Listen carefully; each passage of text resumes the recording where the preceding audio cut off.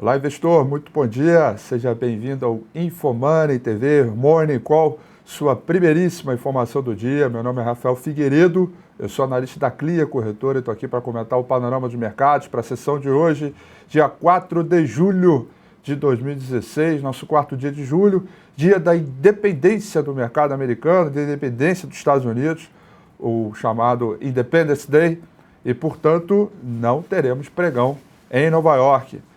Por isso, já de antemão, já dá para reservar a ideia que os mercados estão com a liquidez bem mais baixa do que o normal para a sessão de hoje. Começando, como sempre, pela Ásia Oceania, a Bolsa de Tóquio fechou em alta de 0,60%, em Hong Kong com uma alta boa de 1,27%, destaque para ações chinesas negociadas em Hong Kong, e depois, na sequência, a Bolsa em Xangai, o principal índice na China, fechando também com uma alta expressiva de 1,9%. Acompanhando, inclusive, essa boa alta, se ajustando ao bom humor apresentado pelas bolsas na Europa e nos Estados Unidos na última sexta-feira, que acabou também fazendo com que os mercados ficassem um pouco mais animados.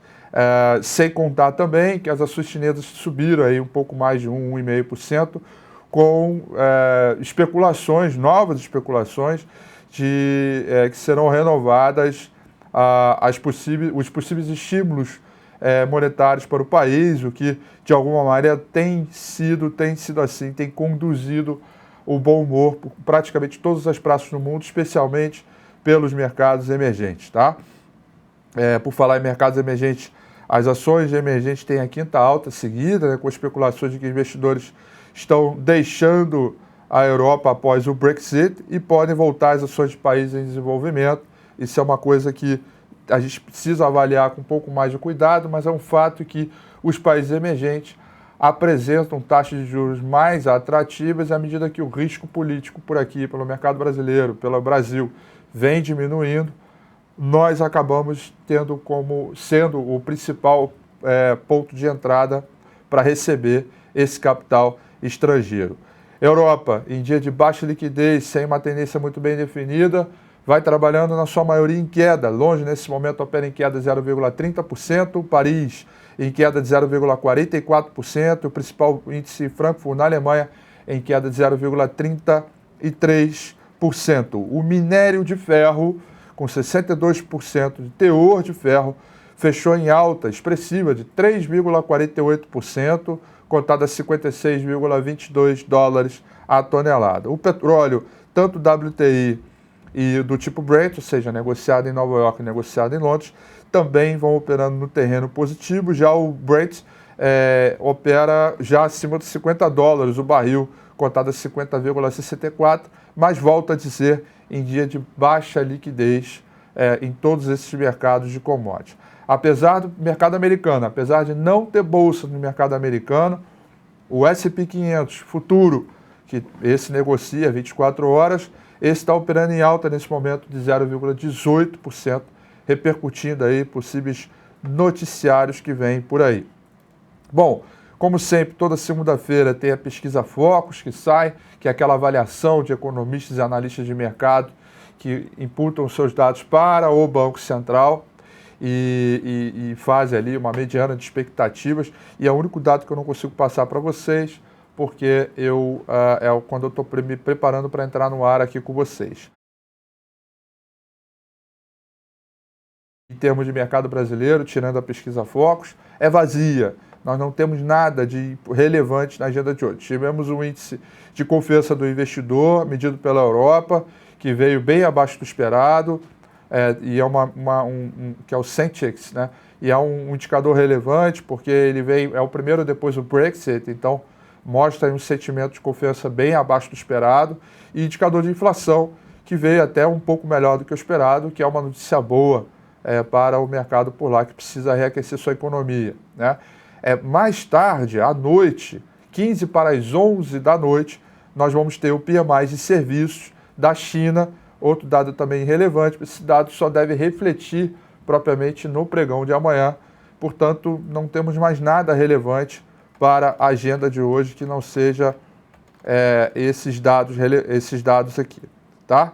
Bom, Antes da gente passar para o gráfico, um outro dado que de alguma maneira deve fazer aí algum barulhinho no mercado é que o Banco Central anunciou o seu segundo dia seguido de leilão de swap, um swap de 10 mil contratos, swap reverso.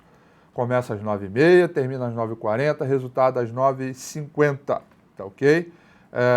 No valor, nós temos uma reportagem que abriu as condições para reduzir o estoque de swap por conjunção de fatores internacionais e domésticos. Claro, com a entrada forte de capital estrangeiro, isso é um bom momento, um bom momento que o Banco Central, na minha avaliação, não quer de maneira nenhuma fazer boas intervenções. Aliás, eu queria aqui enaltecer o economista de um banco importante no mercado também, o Banco Votorantim, o Roberto Padovani, no qual eu já tive o prazer de estar junto no programa Conta Corrente, e ele fala, né, que está ficando claro que a atuação do Banco Central no câmbio é pequena, e eu concordo com a avaliação dele, inclusive, se eu, por hora, ele estiver me assistindo, quero mandar um abraço para ele, admiro muito o trabalho dele. Então tem essa pesquisa Focus, tem todo esse caso aí para a gente poder avaliar. No mais, pessoal, um pouquinho de paciência, porque o mercado realmente deve ficar um pouquinho mais fraco para hoje, tá? Tirando esse lance do swap cambial com resultado às 9h50, swap reverso. Vamos dar uma olhada aqui no gráfico do Ibovespa, que nós estamos aí com um quarto dia consecutivo de alta, aparentemente nós vamos aí para o quinto dia, rompemos essa região de consolidação e tivemos mais do que nunca a confirmação de que o mercado não está nem um pouco a fim de cair e que vamos seguir na trajetória de alta. Permanecendo acima dos 51.600, abre o caminho para buscar 53.900, depois a máxima do ano em 55 mil pontos. Eu só volto a ficar pessimista com o índice Bovespa se ele cair e perder o 48.150. Não é só cair, ele tem que cair e perder o 48.150, 48.200 pontos. Se isso não acontecer, o viés continua sendo um pouco mais positivo e os mercados, de uma maneira geral, acabam apresentando um cenário mais de alta, especialmente para buscar esses 55 mil pontos, onde teremos espaço para ir até 57, quiçá 58 mil pontos, numa versão ainda de curto prazo. Eu gosto de falar do OBV, saldo de volume do mercado, muito importante, porque ele já vem renovando máximos antes mesmo de sair dessa consolidação. É uma divergência de alta, complexa, e que, portanto, tem todo o caminho do mundo para buscar esse último topo aqui e seguir em frente na compra. Pessoal, não se esqueça, hoje é segunda-feira, feriado nos Estados Unidos, a agenda é vazia, tivemos só pesquisa Focus, tem um dado ou outro aí, de repente, que pode sair na Europa, alguma notícia, Brexit, mas o fato é que hoje os mercados estão um pouco mais calmos. Em termos de noticiário que eu tenho lido aqui, de coisas internacionais, estão fazendo muito mais barulho de movimentações na China do que propriamente Europa ou Brasil. Brasil, questão doméstica, política, muito calma, sempre calma entre aspas, tem uma lava-jato, uma coisa, mas é um mercado que me parece começar a semana bem tranquilo, bem sossegado, e a gente certamente deve ficar à mercê, né, das oscilações no mercado lá fora, como tem sido também nos últimos dias, sendo que, como eu mostrei ontem, no domingo com a FI, o Brasil está liderando o processo, né, de preferência de entrada de capital estrangeiro para emergente. Né? O dinheiro do mercado desenvolvido está vindo para o mercado emergente e o Brasil lidera esse ranking de entrada com a melhor valorização do real entre todas as moedas emergentes, inclusive acumulado do ano com uma alta de quase 30%.